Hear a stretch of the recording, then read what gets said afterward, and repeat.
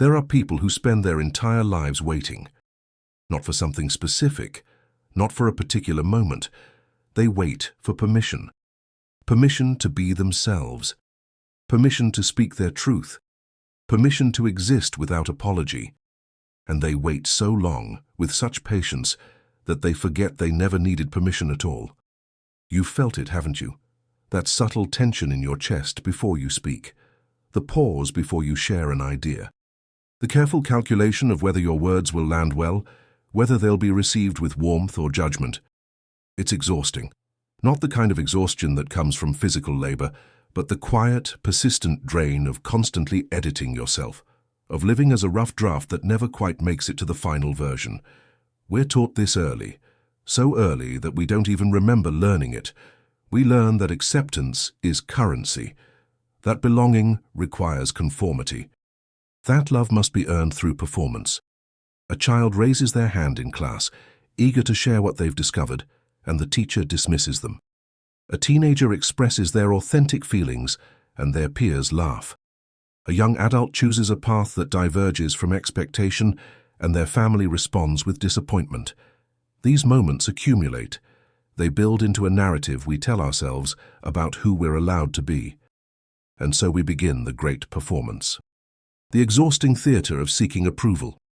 We learn to read rooms before we enter them, to adjust our personalities like thermostats, to become fluid, shapeless, accommodating.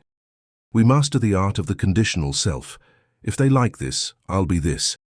If they need that, I'll become that.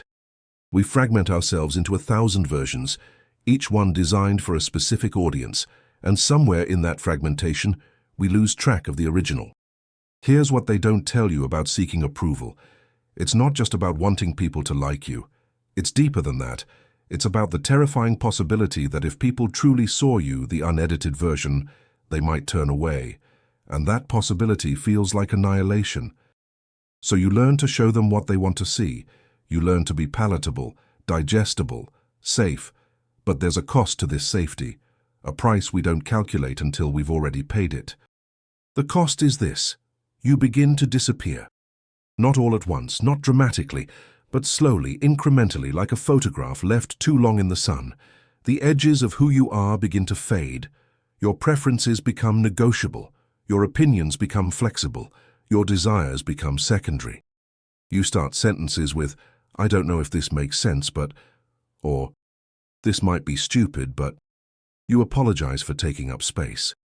You minimize your presence. You learn to make yourself small enough to fit into the shapes others have carved out for acceptable existence. And the most insidious part?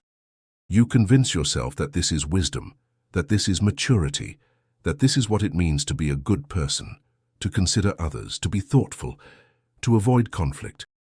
You dress up your self-abandonment in the language of virtue, and you wear it like armor that's slowly crushing your bones. I once knew someone who could predict what every person in a room needed from them. They were extraordinary at it.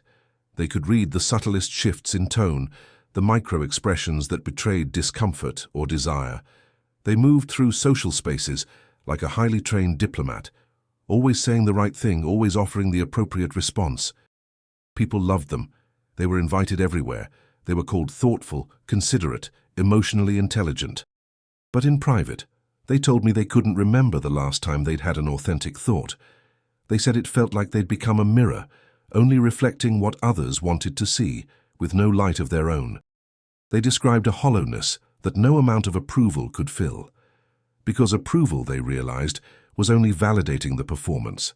No one was seeing them. How could they? They weren't showing anyone anything real. This is the trap. The beautiful, seductive trap of approval seeking. It promises belonging but delivers isolation.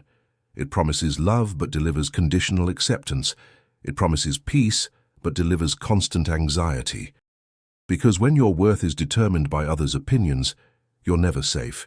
You're only ever as valuable as your last performance, and the applause must be earned again and again in an endless cycle that leaves you depleted and empty. Thomas Merton understood this.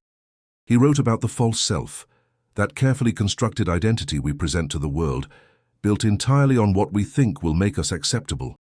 He wrote about how we spend our lives defending and maintaining this false self, protecting it, feeding it, terrified that if it crumbles, nothing will remain.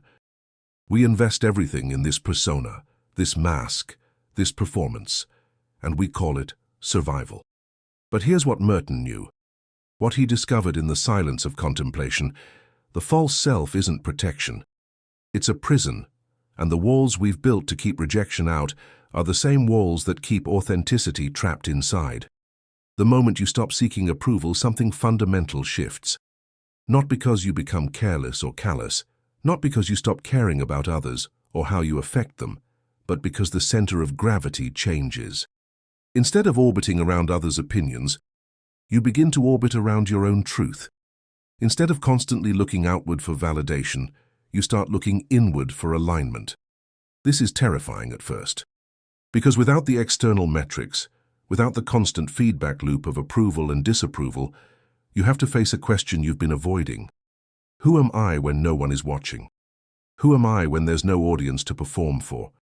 What do I actually believe, want, value when I'm not trying to be what someone else needs me to be? These questions feel dangerous because they require honesty we're not practiced in. They require that we sit with ourselves in a way that's become foreign. We're so used to seeing ourselves through others' eyes that we've forgotten how to see with our own. But this is where transformation begins, in that uncomfortable space of not knowing, in that void where approval used to be. Because when you stop filling that void with others' validation, something else can grow there. Something that was always present but crowded out. Your own voice, your own knowing, your own authority over your life. Let me be clear about what this isn't. This isn't about becoming selfish. It's not about disregarding others or their feelings. It's not about thoughtless speech or careless action. In fact, when you stop seeking approval, you often become more genuinely considerate, not less. Because your consideration comes from authentic care, not from the need to be liked. You think about impact because you value connection, not because you're trying to control others' perceptions of you. The difference is subtle but profound. One comes from fear, the other comes from freedom. When you're seeking approval, every interaction is a transaction. You're constantly calculating, what do they want from me? How can I give it to them? Did I say the right thing? Did they respond positively? Did I secure their good opinion? Your relationships become exhausting negotiations where you're always working to maintain your value in others' eyes. But when you stop seeking approval, relationships transform. They become spaces of genuine exchange rather than performance. You bring your actual self, not your representative. You say what you mean. You express what you feel. You allow yourself to be seen, really seen, with all your contradictions and complexities. And yes, some people won't like what they see. Some people will be disappointed that you're no longer performing for them. Some people will leave. This is the part that stops people. The fear of loss, the fear of being alone. Because if you're not trying to please everyone, you might end up pleasing no one. If you're not contorting yourself to fit, you might end up isolated. But here's the paradox. The relationships you lose when you stop seeking approval are the relationships that were never really there. They were connections to your performance, not to you. They were built on the foundation of who you pretended to be, not who you are. And maintaining them required that you continue to abandon yourself. That's not connection. That's transaction. That's imprisonment disguised as belonging. The relationships that remain, though, the ones that survive your authenticity, these are different. These are real. Because these people aren't responding to your performance. They're responding to your presence. They don't love you because you're useful or accommodating or easy. They love you because they recognize something true in you. And that recognition creates a kind of intimacy that approval-seeking can never generate. Think about the people you most admire, the ones you truly respect. Not the ones who are universally liked, but the ones who are genuinely themselves. The ones who speak their truth even when it's uncomfortable. The ones who make choices aligned with their values, even when those choices are unpopular. The ones who seem to move through the world with a kind of groundedness, a quiet certainty. What you're admiring isn't their ability to please everyone. It's their ability to please themselves, to live in alignment with their own truth, to say no when something doesn't serve them, to say yes when something does, regardless of whether others understand or approve. This is what becomes possible when you stop seeking approval. You reclaim your energy. All that energy you were spending on reading rooms, on adjusting your personality, on managing others' perceptions, on worrying about what people think, it comes back to you. And you can direct it toward what actually matters, toward your work, your creativity, your growth, your genuine relationships, your life. You also reclaim your time. Because when you're not constantly processing others' opinions, when you're not replaying conversations to analyze whether you said the right thing, when you're not adjusting your behavior based on real or imagined judgments, you free up enormous mental space. Space that can be used for presence, for depth, for actually experiencing your life rather than constantly managing how your life appears to others. But perhaps most importantly, you reclaim yourself. That part of you that's been in exile, that part that learned to hide because it was too much or too different or too intense or too unconventional, that part that you packed away because it didn't fit the narrative of who you were supposed to be, that part comes home. And here's what's beautiful about this homecoming. You don't have to become someone new. You don't have to construct a different persona or learn a different performance. You just have to stop performing. You just have to allow what's already there, what's always been there, to emerge without constant editing and censorship. This is what Merton meant when he wrote about discovering the true self. It's not something you create. It's something you uncover. It's been buried under layers of conditioning and fear and the desperate need to be acceptable. But it's there, waiting, patient, knowing that eventually, if you're lucky, if you're brave, you'll come back for it. The process isn't comfortable. Unlearning approval-seeking feels like learning to walk again. You stumble, you fall, you second-guess yourself. There are moments when the old patterns feel safer, when the familiar prison of performance seems preferable to the wild uncertainty of authenticity. You'll say something true, something from your actual heart, and you'll watch someone's face change. You'll see the confusion or disappointment or judgment. And every fiber of your conditioned self will scream at you to take it back, to smooth it over, to return to the performance, to be good, to be safe, to be liked. And you'll have to choose, again and again, in small moments and large ones. You'll have to choose whether to honor your truth or abandon it for approval, whether to trust your own knowing or defer to others' comfort, whether to be yourself or be acceptable. These choices accumulate. They build into a life. A life that's either yours or a life that belongs to the composite of everyone else's expectations. And the tragedy is that most people don't realize they have a choice until they've already spent decades living for approval, wondering why they feel so empty despite doing everything right. But it's never too late to choose differently. Never too late to begin the work of coming home to yourself. You can start now, in this moment, with the next choice you make, the next thing you say, the next boundary you set.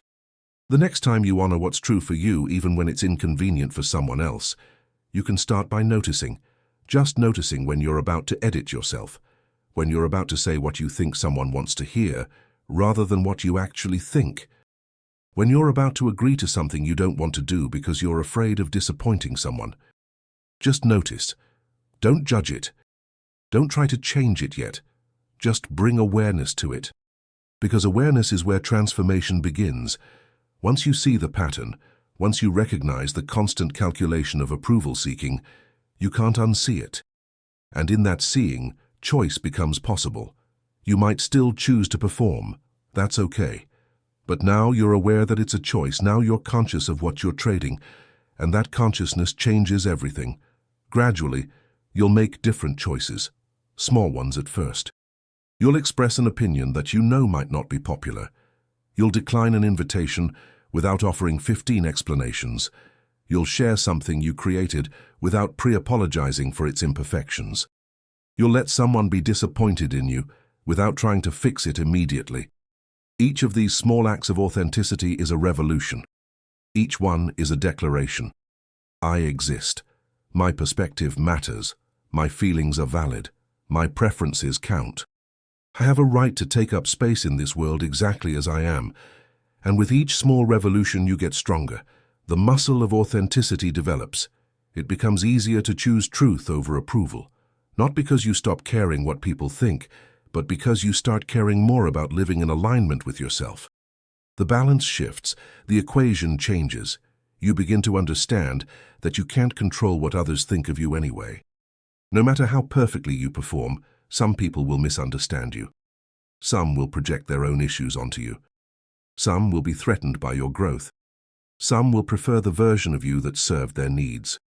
You can exhaust yourself trying to manage all these perceptions, or you can accept that other people's opinions are ultimately about them, not about you. This acceptance is freedom, the freedom to stop trying to be everything to everyone, the freedom to disappoint people without falling apart, the freedom to be misunderstood without desperately trying to correct the record, the freedom to let people be wrong about you. Because here's the truth.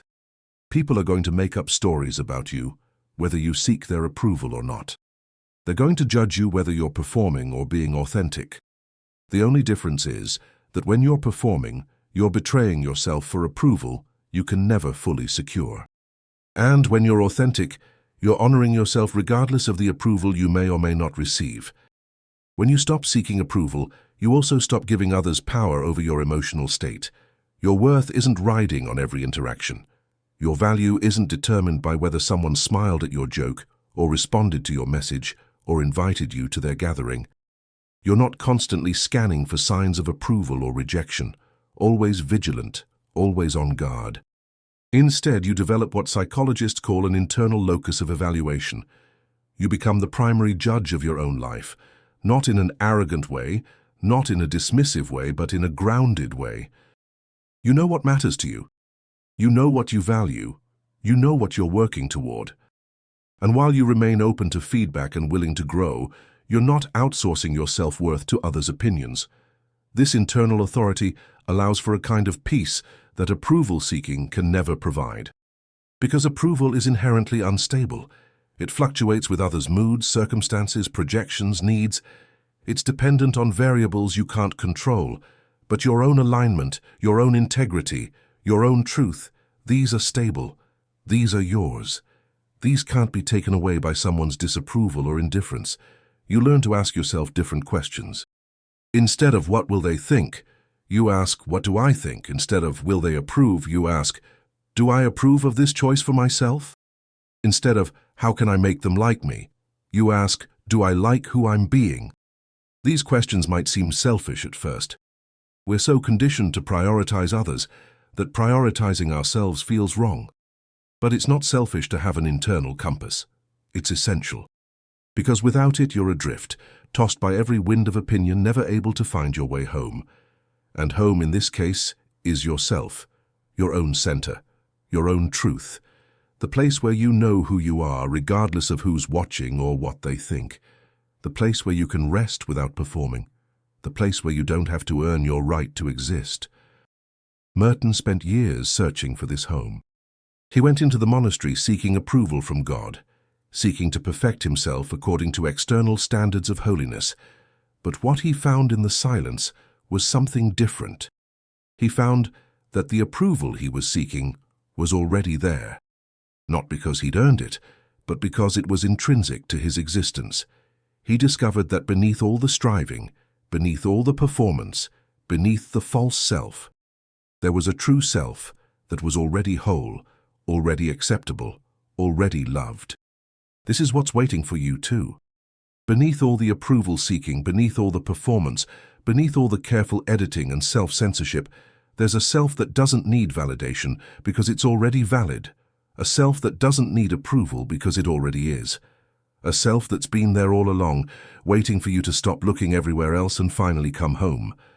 The moment you stop seeking approval is the moment you begin living. Really living. Not performing life. Not auditioning for life. Not waiting for permission to live. Actually living. Messy and imperfect and beautifully, courageously authentic. It's the moment you realize that being liked by everyone is impossible and irrelevant. That being truly known by a few people who see and love the real you is worth more than being admired by thousands who only know your performance. It's the moment you understand that the people who matter don't require you to be perfect. They don't need you to have all the answers. or always say the right thing, or never struggle or doubt. They love you because of your humanity, not in spite of it. It's the moment you stop apologizing for existing, for having needs, for taking up space, for having opinions, for being human. And in that moment, everything changes. Not externally necessarily. The world keeps turning, people keep judging, circumstances keep challenging. But internally, fundamentally, everything shifts. Because you're no longer at war with yourself. You're no longer trying to be someone else. You're no longer abandoning yourself for the possibility of acceptance. You're home, in yourself, standing in your truth, living from your center. And from that place, genuine connection becomes possible, real work becomes possible, authentic joy becomes possible, because you're finally here, present, undivided, whole. This is the gift that stops hiding beneath the rubble of approval seeking. This is what emerges when you stop performing and start being. Not a perfect self, not a self that everyone approves of, but a real self. Yourself, the only self you actually have, the only self you need. And you'll find, in time, that this self is enough. More than enough. That you don't need to be anything other than what you are. That your existence doesn't require justification or constant improvement or external validation. That you have intrinsic worth simply because you exist. This knowing changes how you move through the world. You become less defensive because you're not protecting a false self. You become less anxious because you're not constantly monitoring others' reactions. You become less exhausted because you're not maintaining a performance. You become more present because you're actually here, not lost in calculations about how you're being perceived. You also become more generous. Because when you're not constantly seeking approval for yourself, you have attention available for others. Real attention.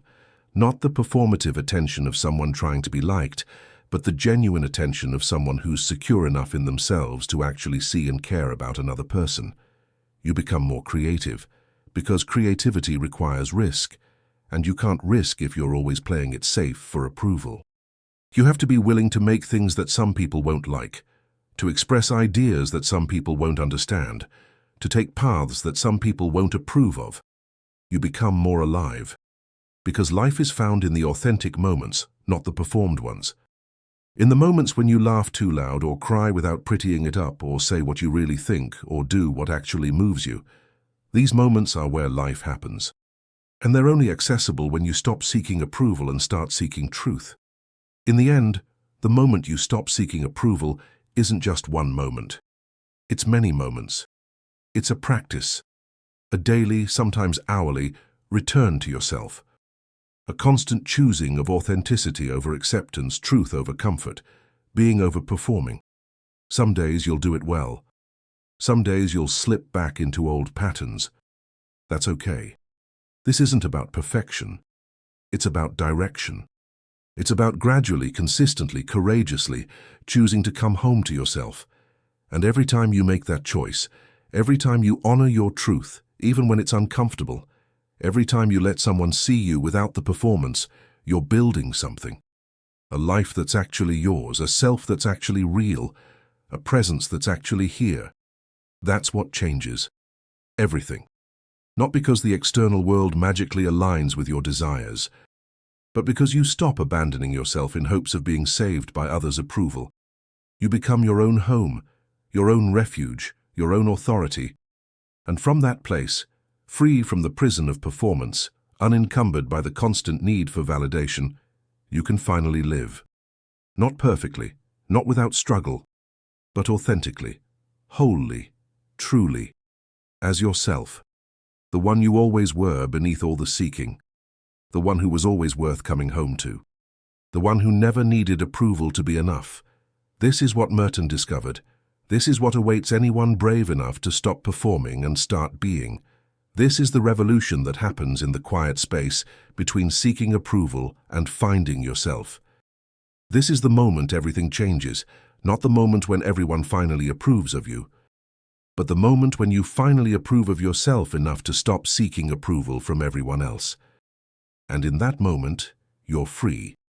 Free to live, free to love, free to create, free to fail, free to succeed, free to be exactly who you are, free to change, free to grow, free to rest, free to struggle, free to be human. This is what's waiting on the other side of approval seeking.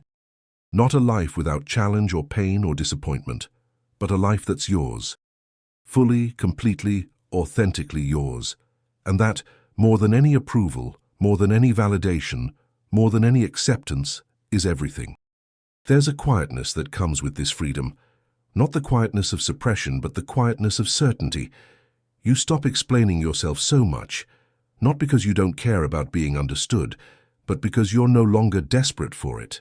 You can offer your truth and let it stand without needing to defend it, justify it, or convince anyone of its validity. This quietness is powerful.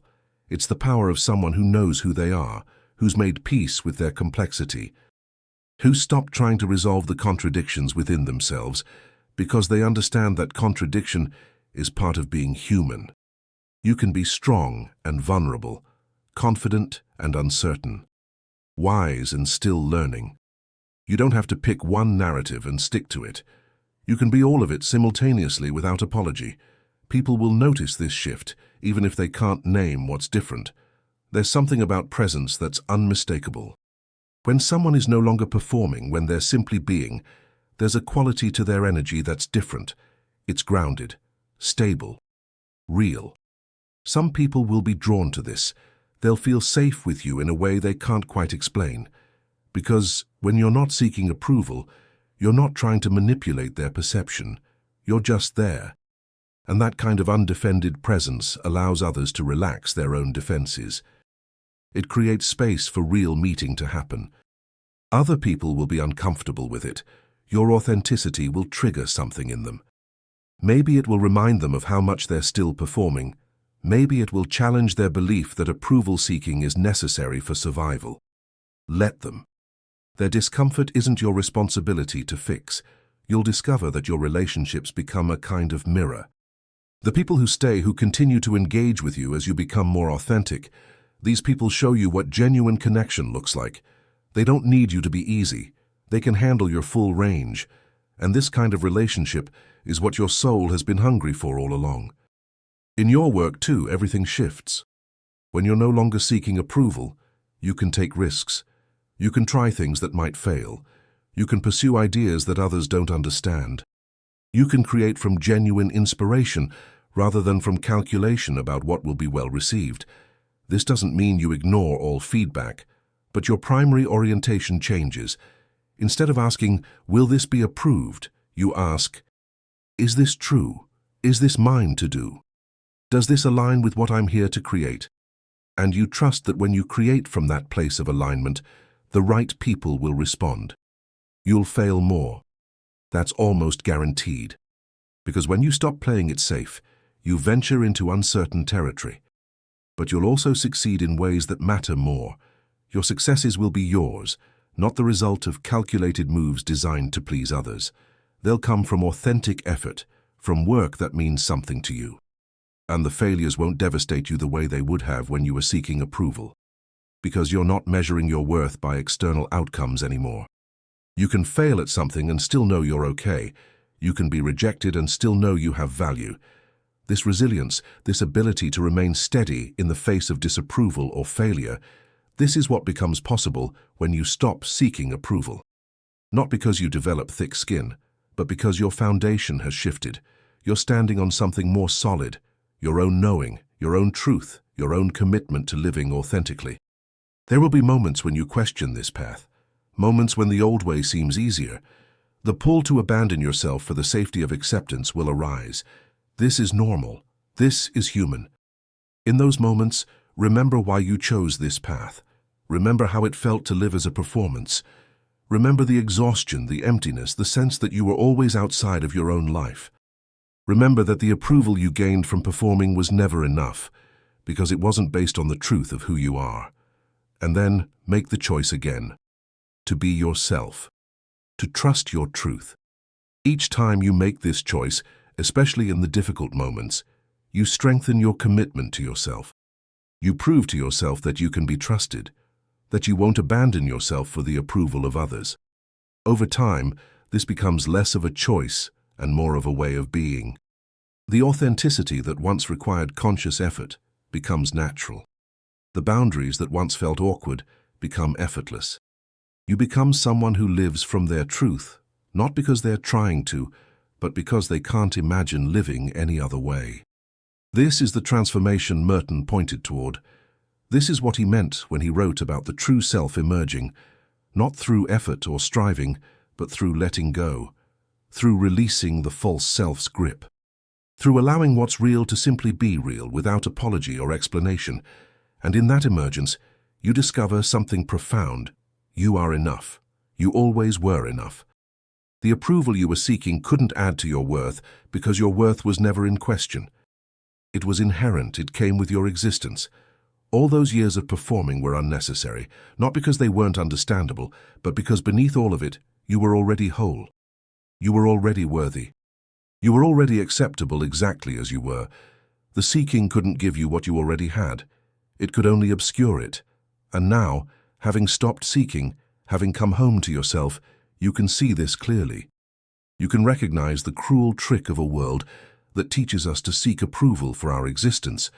But you can also see how necessary the journey was, how the years of seeking taught you what approval can and cannot give, how the exhaustion motivated you to find another way. You needed to go through all of it to arrive here, at this understanding, at this freedom, at this home in yourself. So there's no regret, only recognition. Recognition of where you've been, what you've learned, who you've become, and gratitude. Gratitude for the courage it took to stop performing.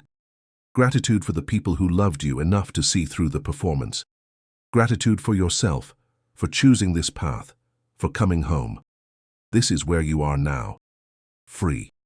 Not free from challenge or the human desire to be liked, but free from the tyranny of that desire. Free to choose authenticity even when it's costly. Free to live your truth even when it's unpopular. Free to be yourself even when yourself doesn't fit neatly into anyone else's expectations. This is the life that's possible when you stop seeking approval. Not a perfect life, not an easy life, but a real life. An honest life. An authentic life. Your life. The only one you get. The one you're finally fully, completely living.